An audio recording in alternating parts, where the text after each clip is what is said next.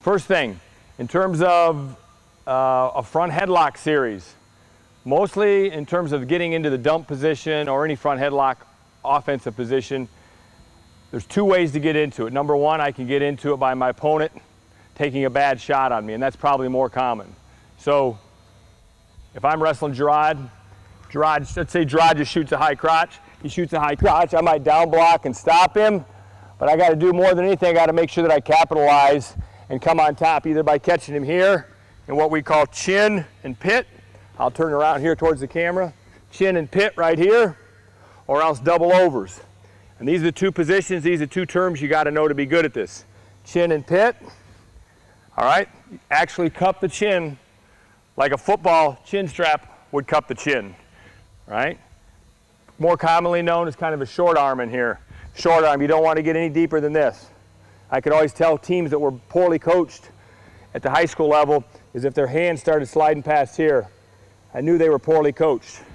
Never ever deeper than elbow should always be sticking up here.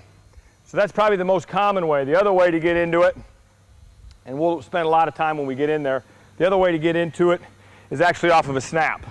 Pushing my opponent, snapping, covering, or snapping a guy all the way down to the mat, right in here. A little bit harder to get, especially early in a match. Late in the match, you can snap guys a little better and end up in this particular position. So again, two ways to get into it.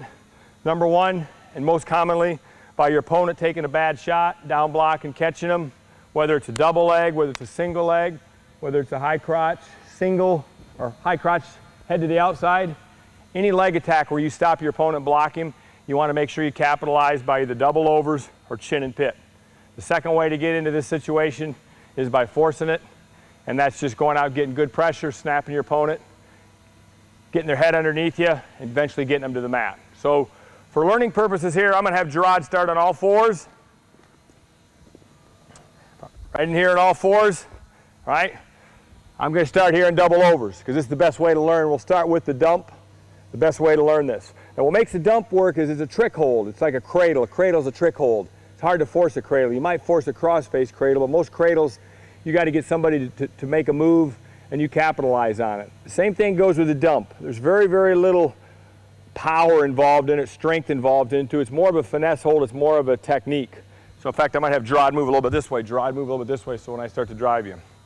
Right? What we're usually taught in the sport of wrestling in terms of a front headlock position is to squeeze hard. We're taught to squeeze here, you know, choke, pull the elbow, head in the hole, which is all good stuff.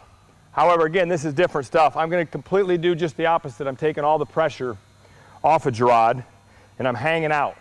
I'm hanging out right here. And it's important to make sure you're at an angle. If you shoot right-legged, your right knee needs to be up. I call them a righty. If you shoot left-legged, your left knee needs to be up. You're a lefty. So what I mean is if your stance is right here, it's kind of the same concept. My right knee's up. Right in here, I'm right knee's up. I got to make sure I don't let Gerard duck out. I got to make sure I don't let him peek out. Here's what I mean by peek out. He peeks out this way, finishes. If I don't maintain good position there, or else he can peek out the other way. He can peek out here. So my job, really my only job here is making sure he can't peek or duck out. So I got to keep tight right in here. I got to keep tight. I'm going to slide back my chin. It's going to start about right here. I'm going to slide back my chin to about right here. And I got to take all the weight off of him. I always tell everybody, I weigh 160 pounds. I've got to basically lose 158 pounds real quick, or maybe 157. I want 1 pound of pressure here, 1 pound of pressure here, and 1 pound of pressure here.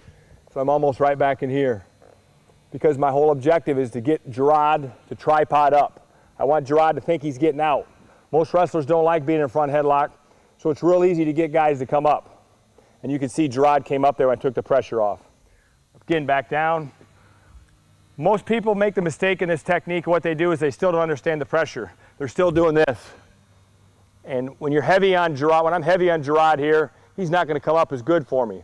If I do a really good job of shrinking back and really just controlling him, like I said, with 3 pounds of pressure instead of 160 pounds of pressure, he's going to step up real big for me. It makes the hold real easy. So again, I'm going to slide back. My chin might just brush the top of his head to make sure he can't duck me. I'm going to let Gerard step up. When Gerard steps up, that's what I want. When he steps up, my shoulder goes underneath. I stay double over on the left. My shoulder goes underneath. My hand hooks, and I drive at that angle until I hit my head. I drive at this angle until I hit my head. Once I get him upside down here, keep the leg up in the air until you count 1001. I slide off here into a pin arm. And that's important.